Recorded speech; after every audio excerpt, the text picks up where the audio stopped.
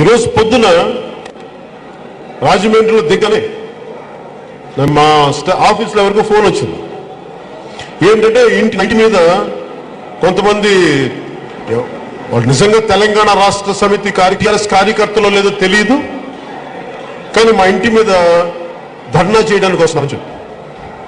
దేనికి అంటే నేను తెలంగాణలో ఏదో కించపరిచాను అన్నారు. ఎప్పుడు ఇది 5 రోజుల క్రితం జరిగిన సంఘటన. నేను మాట్లాడింది వేరే, ఒకరికి చెప్తాను అది కూడా ఏంటో. ఎప్పుడో 5 రోజులు జరిగిన మాట్లాడిన దానికి ఇప్పుడు ఆలోచించి భీమవరం వస్తుంటే మళ్ళీ దీన్ని హైలైట్ కాకుండా, ఇది న్యూస్లోకి వెళ్లకుండా అక్కడే ధర్నా చేసి దాన్ని హైలైట్ చేయడం. నేను అన్నది ఏంటంటే తెలంగాణ సాయుధ పోరాటంలో పుచ్చలపల్లి సుందరయ్య గారు రాసిన పుస్తకం అనుకుంటాను, దాంట్లో మద్యం అనేది గిరిజనుల్లో లేదంటే కొన్ని తెగల్లో కొన్ని రాష్ట్రాల్లో సంస్కృతి అది.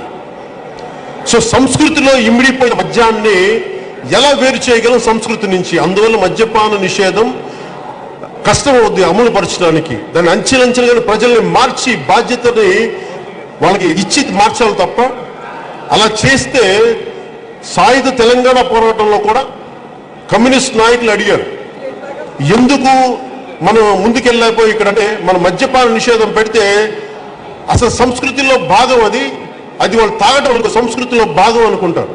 మన గిరిజనులు ఇప్ప పువ్వు నుంచి సారాధిస్తారు, అది సంస్కృతిలో భాగం. ఇది మీరు కాదు అంటే అది వాళ్ళు మనం కాదన్నా వాళ్ళు చేసేస్తారు.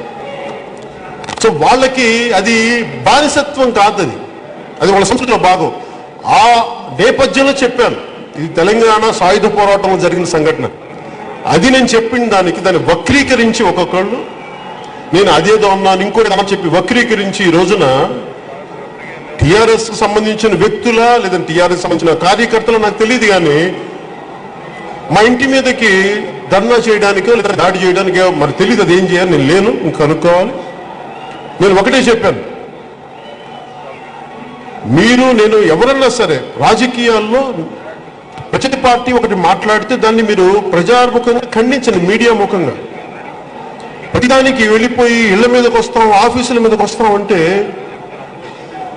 ఎక్కడ ఈ పార్టీ ఆ పార్టీ అని కాదు, ఎక్కడైనా సరే భారతదేశంలో ఎక్కడైనా సరే మీరు ప్రజాస్వామ్యాన్ని దెబ్బతీసే ఒక మాటని, నా అభిప్రాయాన్ని కూడా వక్రీకరించుకొని తప్పు మాట్లాడితే నేను క్షమించమని అడిగే వ్యక్తిత్వం ఉన్నవాడు, నాకు ఆ సంస్కారం నాకు నేను తప్పు మాట్లాడితే.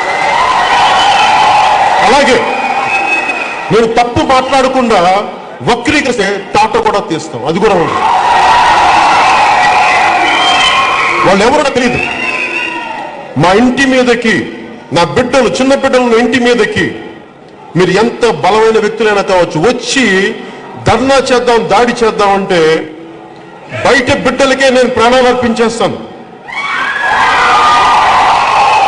భావితరాలు పుట్టబోతున్న బిడ్డల కోసమే పెట్టిన పార్టీ. అలాంటిది నా సొంత బిడ్డలు మీరు ఇంట్లో ఉన్నప్పుడు ఇలాంటి అవకతవక పనులు చేస్తే చేతులు ముడుచు కూర్చునే వ్యక్తి దయచేసి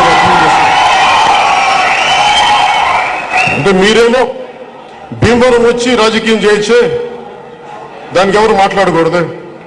మరి అలాంటిది నేను ఒక అభిప్రాయాన్ని ఏమీ వక్రీకరించకుండా చాలా పద్ధతిగా చెప్తే దీనికి మీరు కూర్చోబెట్టి కార్యకర్తలు, వాళ్ళు కార్యకర్తల్లో తెలియదు, వాళ్ళు ఎవరో తెలియదు, కానీ రేపు పొద్దున వాళ్ళు డిజైన్ చేసుకోవచ్చు. ఇది నాకు పోలీస్ శాఖ నుంచి ఫోన్ వచ్చింది. అందుకని తెలంగాణ గవర్నర్ నరసింహన్ గారి దృష్టికి తీసుకెళ్తున్నారు,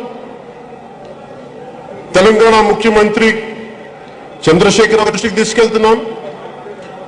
వీళ్ళు ఎవరో మీరు దోషులు మీరు కనిపెట్టండి, ఒకసారి నేనేం మాట్లాడాను దాన్ని చూడండి, దాన్ని వివరణ తెప్పించుకోండి, తప్పైతే క్షమాపణ కూడా చెప్తాను. కానీ ఇలాగ నా ఇళ్ల మీద కానీ నా ఆఫీసుల మీద కానీ వస్తే అతనందరికీ సవినయంగా తెలియజేసుకుని నేను మెత్తగా కూర్చున్న వ్యక్తిని అయితే కాదు, అది కూడా మీకు తెలియజేస్తాను.